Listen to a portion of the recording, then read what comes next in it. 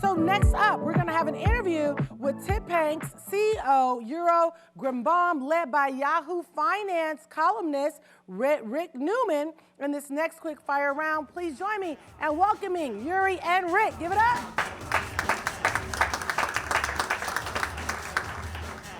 Hi guys, I'm Rick, he's Yuri Greenbaum. Hi everyone. You're running a thing called TipRanks. Why don't you describe what that is? So TipRanks is a fintech company located in Tel Aviv, and we developed a tool called the Financial Accountability Engine that basically aggregates and measures the performance of anyone giving investment advice. We have two businesses, like two revenue channels. One is a retail-facing website with a freemium where you can subscribe. We have about 500,000 monthly users, and then we have our APIs that power different financial institutions, banks, funds, online brokers, exchanges, et cetera. So that's a kind of a dry way of describing it. Yuri gave me a demo outside. What you do is cool, is you analyze analysts by name. I mean, you've got thousands of analysts, stock analysts who are saying buy this stock, sell this stock. Usually it's buy, I think. And you're saying how often they're right and how often they're wrong, and you are basically ranking them on a scale of 1 to 5. So you can look up analysts for a stock you're interested in, or if you want to find out the track record of an analyst, look that person up and find out, did they get it right or did they get it wrong, right? Exactly. So we're actually the first company in the world that holds financial experts accountable to what they're saying. And the idea is that if you're investing in the capital markets, you're exposed to so much advice, sell-side analysts on CNBC, financial bloggers on the different blogs and they have enticing content, and the average investor is influenced by what they're recommending. And we said, wait a minute, you have all these financial experts giving advice, but you can't see anywhere if they're any good or not. And the sad truth is that a big part of them is not very good. And our mission was to actually show the world how good is an advice that they're listening to. You told me your origin story. Why don't you share that with the crowd here? So, yeah, like most investors, I went online. At one point, I was... when you had another job. Yeah. So I was a software engineer at a cyber company in Israel, and most of my colleagues, we were investing in the market, enjoying talking about it. And I ran into this article where an analyst said, 3 reasons you need to buy Tata Motors right now. And that was in Tata Motors is the Indian, that's the Indian yeah. And I was happy, I didn't know much about the company. I remember I was in India and I saw the brand a lot of times, the logo. So I said, okay, it makes sense. And he's a professional. I'm not. I'm into cyber. He's into investing. And so I took my yearly bonus and I placed it on that specific stock. And about half a year later, my wife logged into our bank account and she said, what is that? Why do we have this stock with a 60% loss on it? And, I was trying to think, what made me open a position on that specific stock? And I remembered following that advice that I, picked from a very big website. And so I started Googling his name and I found him eventually. And at some point, I created this list that said, where basically I tracked all his recommendations historically. And I realized, look, this guy is wrong most of the time. And I asked myself, why is there no mechanism? Actually, my first thought was that there's probably a mechanism or some platform that will show you the accountability or the performance of anyone, because why not? It's so obvious that there would be something like that. But not only did I not find any financial accountability report on anyone, I couldn't find even one resource that actually aggregates all the information. And when I was looking, to license the data just so I can measure it, Bloomberg had it, Thomson Reuters had it, the big players had it, but they're pricing it for tens of thousands of dollars a year. And the information, eventually, most of it is out there. Like you see a lot of niche websites that provide the information. You see a lot of big websites that provide the information. So we went ahead and developed technology around machine learning and natural language processing that actually analyzes all the web every single second to see what people are saying. And the second that we spot a recommendation, it can be on a blog like Seeking Alpha, it can be an analyst on CNBC, we're going to collect that information and start running the entire internet to see what else did that person said, if it's an analyst or a blogger, and then give you a report of whether or not he is good. So that guy who made that Tata Motors buy recommendation way back when, is he in your database today? He's not in our database today Out of because the he was business? in Israel, and our technology is for English. And that recommendation was in Israel, but I owe that guy a lot. So you offer a free version of this product to the public, to retail investors. How do you make your money?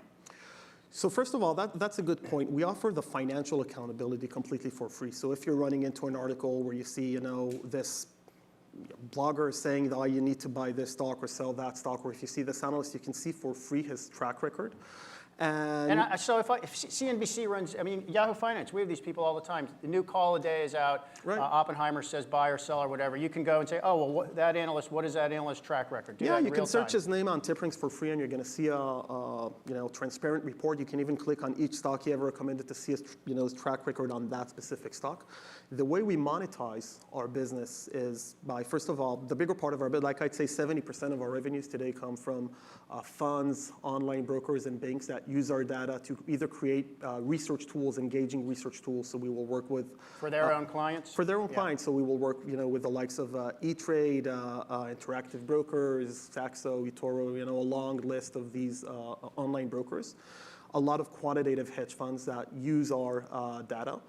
And on our website, we have, a plan where you can get more information. You can get information in real time. You can do a lot of slicing and dicing. It's a bit more advanced. And we probably have around 10,000 premium subscribers on our website. So since you're now looking at all these recommendations in a quantitative way, what have you learned that's surprising? Our analysts, I think you said before, analysts are wrong more than they're right. Can you quantify to the extent that what percentage of buy ratings are bogus? Yeah, it's an interesting question. The first thing that we did was to see how many of the recommendations generate positive returns, and we found that, first of all, the majority of ratings, like about 80 to 85%, if we ignore hold ratings, which mean nothing, so 80 to 85% are going to be buy ratings. Like you only have 10 to 15% that are sell ratings. When you look at the smaller firms, not the tier one banks, it would be 5%, but the bigger banks feel more comfortable also giving sell ratings. So we found that 52% of the buy ratings generate negative returns, and that's in a bullish market. Right. So like if you bought, the S&P, you'd do so much better than the average analyst. But at the same time, we found that if you take the top 10%, 15% of the analysts on the list and you go back to 2012, a big part of them are going to stay on that list. They're consistently outperforming their own sectors. So stock picking works if you're good? Yeah, if you know who to listen to, it does work, and that is surprising. And you think it's not just random? It's not there's always a list of top recommenders rotating to the top? So it's not that I don't think I know it. I measure it, on a daily basis, and I know as a fact that you have like, if you look at the top 10%, the turnover is not very big over there. Yeah. So this is a fintech conference. Let me ask you more broadly about fintech. What are the unmet needs in your space? Interesting. So first of all, I think everybody here understands that there's a big alternative data revolution, right? Like the big funds, they don't necessarily look at the fundamentals of what the average investor is looking at. They're looking, at interesting data that can give them an edge. It can be satellite pictures, right? Website traffic, news analysis and sentiment, or whatever. And I think what is lacking here is someone who can level the playing field, someone who can take all this expensive information and somehow simplify it and visualize it and make it available to mamas and papas who, don't necessarily know how to read a 10K or don't necessarily know how to read this long spreadsheet with a lot of quantitative data inside. So is that something you have in mind to do? That's something that we're trying to do step by step. We are basically taking. Like what would you do next? What's a next target after, analyst? So we're in the so we have much more than analyst data sets. We have, crowd wisdom where we're analyzing about 500,000 portfolios. We're analyzing corporate filings. We're analyzing a lot of tools, but we're constantly looking for more and more data sets. Two data sets that we're now looking at are earning transcripts. It's kind of a structured form, so it would be easier for us to understand. Whenever things become unstructured, it's much more complicated. You need to add machine learning, and So by structured, you mean the CEO makes a statement, the CFO makes a statement, there are questions. You understand the context of every paragraph. And you can ask simple questions on the data that you analyze. So let's say you have the CEO of Microsoft that is answering questions on the earnings call. And he gets to choose 5, 6 analysts that can answer, can send him questions. Who are going to be these analysts? Are these going to be only bullish analysts, or is these going to be bearish analysts? These are small things that say a lot, about the company. In other words, so what comes to my mind is, are these set softball questions in a way? Are they asking the most? Are they inviting the most bullish? Are they asking tough questions, right? So that is one database that one data set that we're looking to make available to everyone for free on TipRanks. The other data set that we started looking into, and is very interesting because we see a lot of alpha when we're doing discretionary tests, is the website traffic. So Amazon has Alexa. Alexa has an API. This API is basically free if you know how to code in front of an API. I can basically see how many visitors Disney Plus had way before Disney, like 3 months before Disney is going to tell me how many visitors you did it should have. Call me and we'll do that story on Yahoo Finance because that's a hot topic right now, Disney Plus. No, so that's an example, but basically any e-commerce business, it can be anywhere from Amazon, Netflix, eBay, and we can tell you how many people we would need to guesstimate, but it would be based on something, how many people went to the checkout page and bought a product. So this is something that, if you're a hedge fund and you want to spend $500,000 a year, you can get. But if you're an average investor, there's no way you're going to get access to this information. Our goal is to make, this information available to everyone. So last thing, you are profitable, right? Right. Yes, no WeWork problem here.